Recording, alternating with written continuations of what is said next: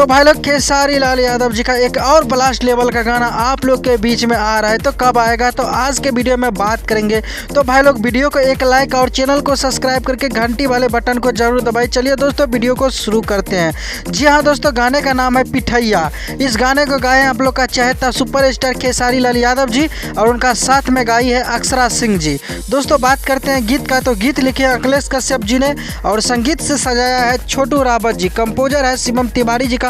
दोस्तों बात करते हैं इस गाने को कब रिलीज किया जाएगा। जी हाँ दोस्तों, इस गाने का जो पोस्टर है रिलीज कर दिया गया है। गाना बहुत ही जल्दी 2 से 3 दिन के अंदर में इस गाने को देखने को मिलेगा आप लोग के बीच में ब्लू बीट भोजपुरी चैनल के माध्यम से। जी हाँ दोस्तों, ब्लू बीट भोजपुरी चैनल के माध्यम से आप लोग को ये गाना छूटने वाला है। गाना काफ़ी लाजवाब का है और आशा करते हैं कि इस गाना का आप लोग बहुत ज़्यादा प्यार देंगे।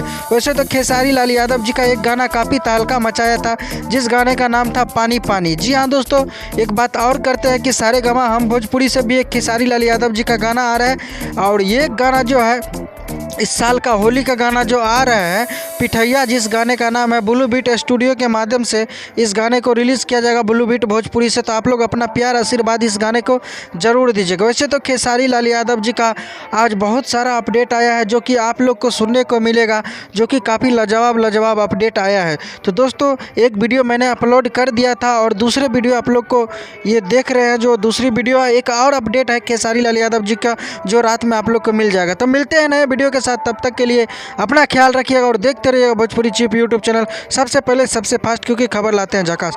धन्यवाद दोस्तों।